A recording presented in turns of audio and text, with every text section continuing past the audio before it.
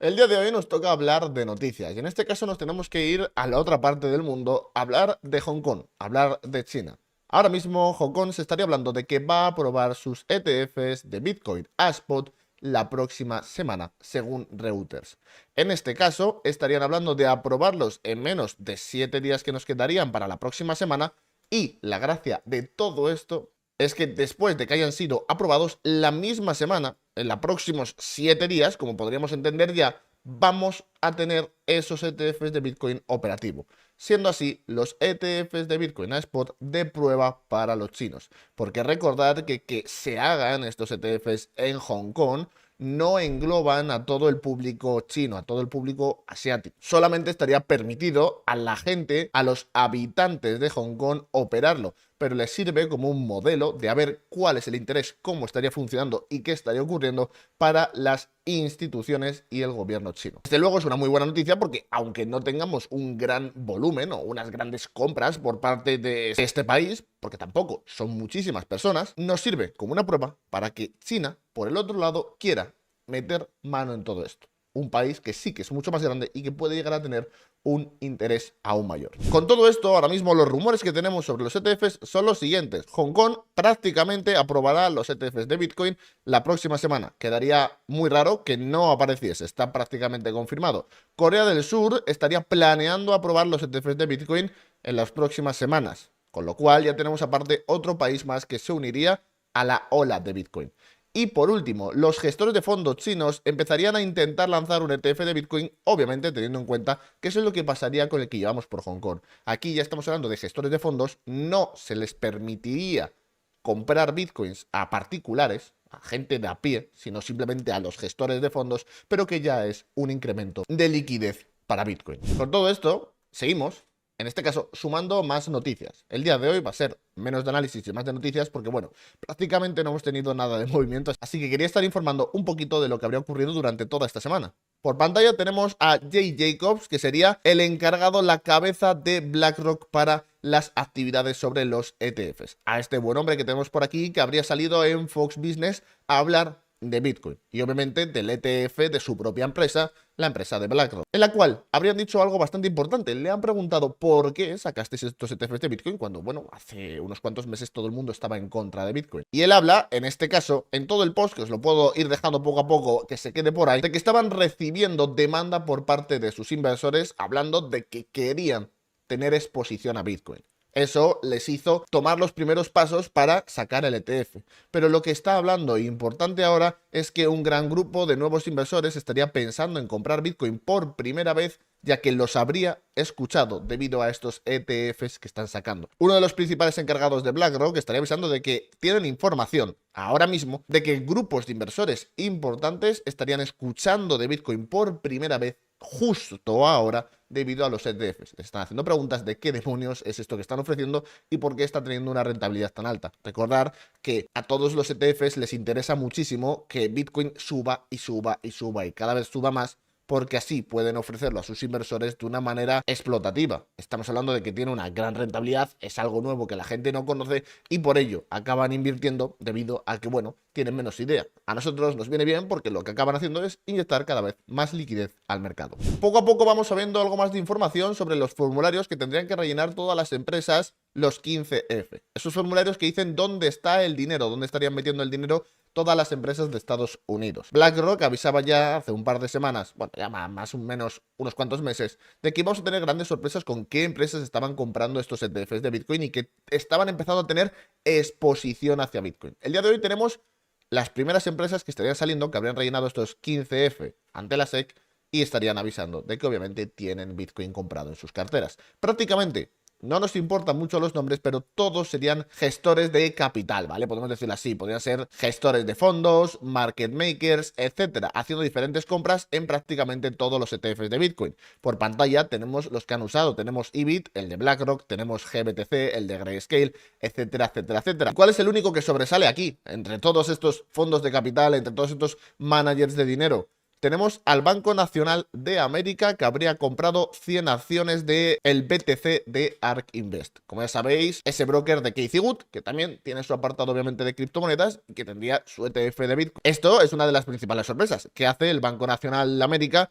comprando. Probablemente sean para otros inversores que se lo han pedido, porque recordemos, esta gente no se lo compra para sí mismo, sino que se lo compran para sus propios clientes, pero ya empezamos a ver alguna sorpresita y en las próximas semanas tendremos alguna más importante seguro. Con ello es momento de que pasemos al análisis de Bitcoin. Estamos en un gráfico de 4 horas ahora mismo por pantalla y entendamos que no ha habido gran movimiento. Quiero recordar, ayer lo dejábamos con este movimiento a la zona de los 67.500 dólares y el día de hoy ya lo tenemos rebotando hacia una parte media por encima de los 70.000, cerca de los 71.000 dólares. Y recordamos lo que hablamos al final del vídeo como conclusión. Nosotros, si queremos tener una fuerza alcista, nos interesaría que lo que estemos haciendo son todo el tiempo máximos y mínimos relativos cada vez más altos, creando así una especie de tendencia alcista.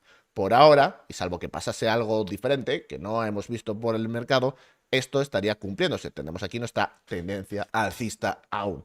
Pero ¿qué es lo que tenemos por parte de Bitcoin? ¿Cuáles son los datos importantes? Aunque, sinceramente, ya os lo digo yo, no tenemos grandes novedades. Número 1, este último movimiento que hemos tenido de Bitcoin, me ha acercado mucho, he hecho mucho zoom a un gráfico de 4 horas, no ha sido prácticamente comprado por el apartado del spot. Parece más bien un rebote para liquidar cortos. Ese dato quiero que se entienda y sea importante para los próximos días. Porque observar, tenemos una subida, el spot sube, tenemos una bajada, el spot baja, tenemos compras y ventas, como tiene que ocurrir. ¿Qué es lo que pasa? Cuando tocábamos fondo, en esta última vela que tocaba la zona del área de valor importante, el VPOP, el precio rápidamente rebotaba fuertemente, prácticamente rebotaba la mitad del movimiento, incluso un poquito más del movimiento, 3/4 de todo el movimiento. ¿Qué es lo que tenemos?